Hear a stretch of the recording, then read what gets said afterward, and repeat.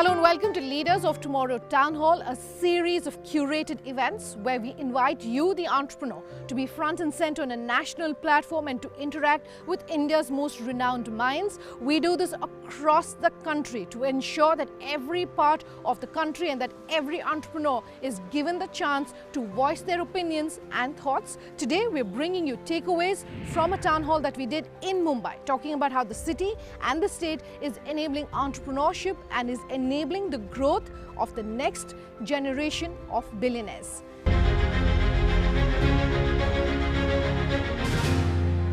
What in your mind is driving this growth according to you? What would you like to say? Sunanda, happy to join you as always, and happy to be with all this lovely audience in a physical way rather than on the VC. So it's just a pleasure. Mumbai is a fantastic city.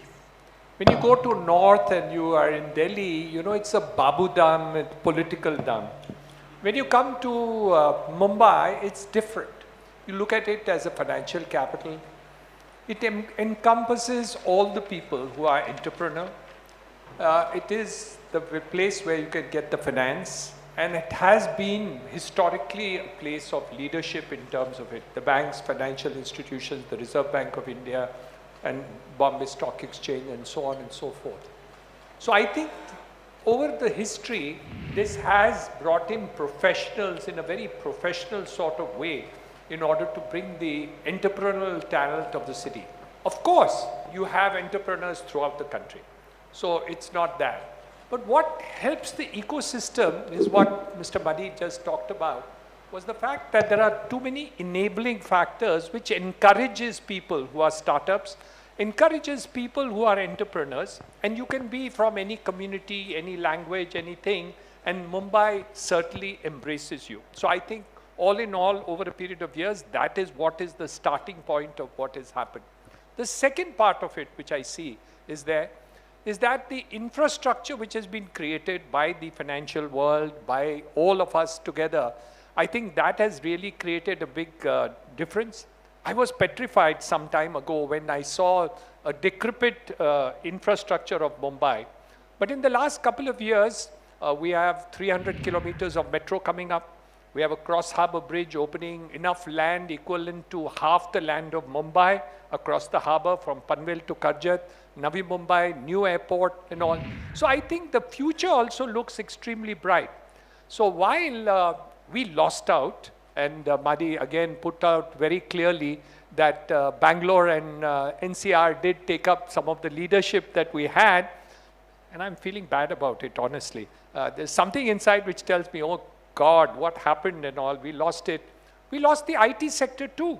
We lost the IT sector because we actually did not want commercial operations in Mumbai city.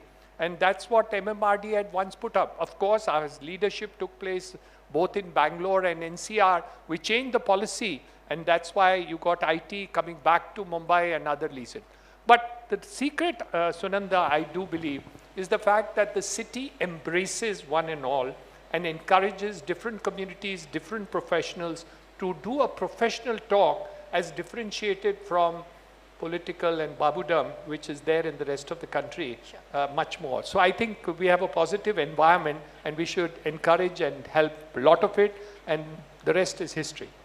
On that very positive note that we've started this panel on, thank you for those opening remarks, Mr. Hiranandani. I want to talk about, just slightly broad basis, and talk about some of the macroeconomic issues that are taking place at this point, and maybe Mr. Hiranandani, to you first. In our offline chat, you were mentioning how it's easy for large businesses to create their own market, but small businesses have to wait till the tide turns in a situation where there's so much uncertainty in the macroeconomy right now. What is your advice for small businesses in today's audience about how to be able to pick that growth trend and how they can sort of ride these waves? Sunanda, that's what entrepreneurship is all about. That's your question. And the answer is you have the wide variety of it. But a couple of things which come on the top of the line in order to pick up any of the new trends that you see. Number one is technology. You have to have the backbone of technology if you want the multiplier growth that we are now talking about. The second, you have to have an ecosystem which is actually healthy.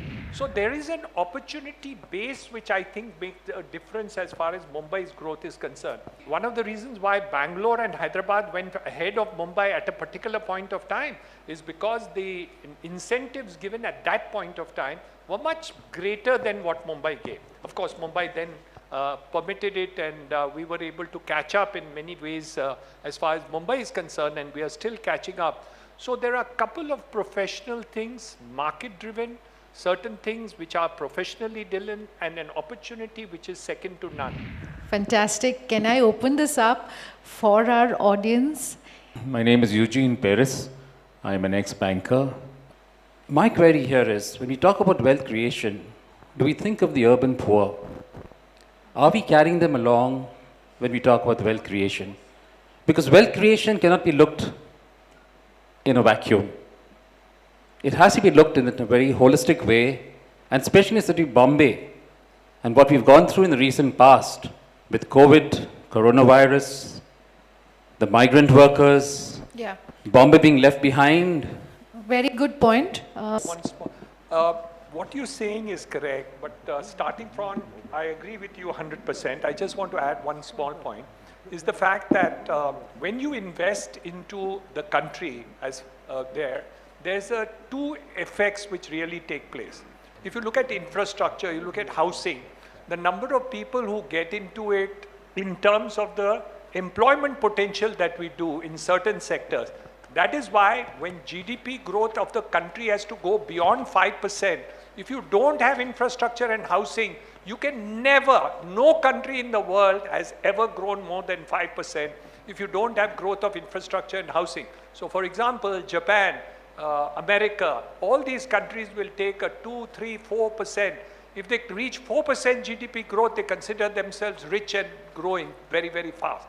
In India, in order to catch up with it, we need to do housing, we need to do infrastructure, as I mentioned, about 300 kilometers, and that makes it much more inclusive because you're investing a single dollar gives much more employment than it does. That's all we could pack into this first part of the Leaders of Tomorrow Town Hall series coming to you from Mumbai, but we have a second part as well.